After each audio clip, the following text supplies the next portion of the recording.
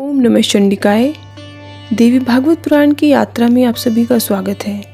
आज हम इस वीडियो में 45वां अध्याय श्रवण करेंगे। श्री राम की विजय हेतु ब्रह्मा जी तथा देवगणों का देवी की आराधना करना, देवी द्वारा राक्षसों के वध का वरदान देना। श्री महादेव जी बोले, सुरश्रेष्ठ ब्रह्मा जी बिल्वपत्र की छाया में भगवती जगदम्बिका का ऐशमय में ही भक्ति पूर्वक पूजन करके और बार बार उन्हें साष्टांग प्रणाम करके वेदोक्त स्तुति तथा देवी सूक्त के द्वारा भगवान श्री राम की विजय के लिए भगवती सुरेश्वरी का प्रबोधन करने लगे। ब्रह्मा जी बोले, ओम विमल वदन वाली को नमस्कार है। भूलोक तथा स्वर्गलोक में व्याप्त परम कमला रूपिणी एकमात्र परमानंद स्वरूपा, तीनों लोकों के अंधकार को दूर करने वाली परम ज्योति स्वरूपा, असत अभिलाषा से युक्त सदूषित दोषों को दूर करने वाली परम अमृत स्वरूपिणी, मूर्तिमान करोड़ों चंद्रमा के समान मुख वाली, सभी वेदों में वर्णित उद्भव वाली नारायणी, शरीर मात्र में परमात्मा से अव्यवस्थित दुर्गा देवी, आप प्रसन्न हो। आपको बार बार नमस्कार है। ओम विकराल रूपे प्रणम स्वाहा स्वरूपे ह्रीम स्वरूपिणी अंबिके त्रिगुण स्वरूपे अम्ब भगवती, आपको बार बार नमस्कार है। सिद्धिकरी स्वाहा रूपिणी सुधा रूपा निर्मला मुखी चंद्रमुखी कोलाहल मुखी शर्वा, आप प्रसन्न हो। जगत को हर्षित करने वाली मधुर दृष्टि वाली क्रीड़ा स्थान में स्वयं आई हुई आप महेश्वरी भुवनेशी को नमस्कार है।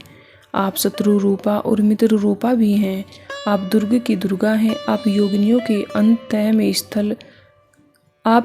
के अंत स्थल में स्थित रहती हुई एक रूपा, अनेक रूपा, सूक्ष्म रूपा, निर्विकारा और करोड़ करोड़ ब्राह्मणों को प्रकट करने वाली हैं।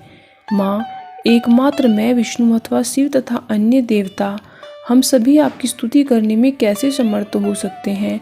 आप स्वाहा, स्वधा, वोषड, ओमकार और लज्जा दिग्बीज रूपा हैं। आप ही स्त्री पुरुष तथा सर्व रूप वाली हैं। आपको नमस्कार है माँ। आपको हम प्रबोधित करते हैं, आप हम पर प्रसन्न होइए। आप ही देव ऋषि देवता तथा काल रूपा हैं।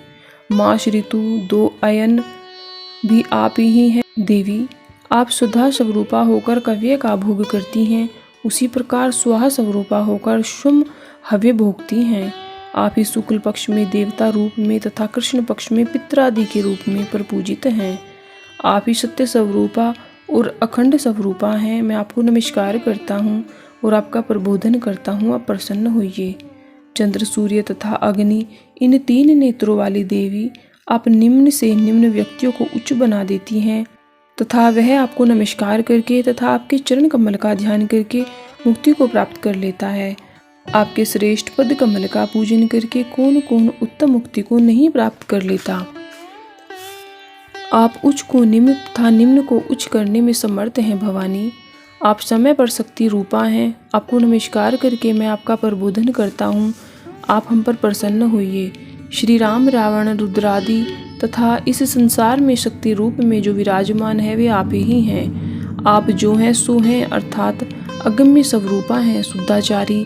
श्री राम का वाम मार्ग से त्वरित अबुद्ध कीजिए। आपको नमस्कार कर मैं आपका प्रबोधन करता हूँ, आप हम पर प्रसन्न होइए। ओम तत्सत। ब्रह्मा को नमस्कार है। श्री महादेव जी बोले, मुनि श्रेष्ठ, इस वेद सूक्त तथा स्तोत्र से ब्रह्मा जी ने जब देवी की स्तुति की तो तब भगवती चंडिका प्रबुद्ध हो गई। देवी के प्रबुद्ध हो जाने पर लोक पितामह ब्रह्मा सभी देवताओं के साथ हाथ जोड़कर अपने मनोवांछित प्राप्ति के लिए प्रार्थना करने लगे। ब्रह्मा जी बोले, देवी सुरोत्तमे, सभी प्राणियों के कल्याण अत्यंत भीषण संग्राम में श्री राम की विजय तथा राक्षसों के नाश के लिए हमने असमय में आपको प्रबोधित किया है। महादेवी, जब तक जगत शत्रु दशानन अपने पुत्र तथा बांधवों के साथ युद्ध में नहीं मारा जाएगा, तब तक श्री राम के विजय की इच्छा वाले हम लोग आपकी पूजा करते रहेंगे। शिवे देवी, यदि आप प्रसन्न हैं तो प्रतिदिन हम लोगों की पूजा ग्रहण कर महाशत्रु समूह का विनाश करती रहिए। श्री देवी बोली, महाबलशाली एवं पराक्रमी वीर कुंभकर्ण अपने भयंकर सैनिकों के साथ आज ही युद्ध में मारा जाएगा। इस कृष्ण पक्ष की शुद्ध नवमी से आरंभ होकर जब तक शुक्ल पक्ष की नवमी आएगी तब तक प्रत्येक दिन युद्ध क्षेत्र में राक्षस मारे जाएंगे। इसमें किसी प्रकार का संदेह नहीं है। अमावस्या तिथि की रात्रि में मेघनाथ के मारे जाने पर संतप्त हृदय रावण भी भगवान श्री राम के पास आ जाएगा। राशि स्वरूपा तीनों लोकों के अंधकार को दूर करने वाली परम ज्योति स्वरूपा, असत अभिलाषा से युक्त संदूषित दोषों को दूर करने वाली परम अमृत स्वरूपिणी, मूर्तिमान करोड़ों चंद्रमा के समान मुख वाली, सभी वेदों में वर्णित उद्भव वाली नारायणी, शरीर मात्र से परमात्मा स्वरूप में अवस्थित दुर्गा देवी, आप प्रसन्न हो। आपको बार बार नमस्कार है।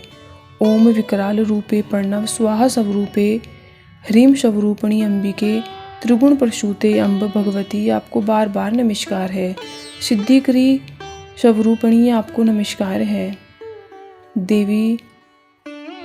देवी ने पुनः कहा, देवांत प्रकृति महाबली और पराक्रमी वीर राक्षसों को साथ लेकर क्रोध के वशीभूत हुआ रावण रणभूमि में आएगा।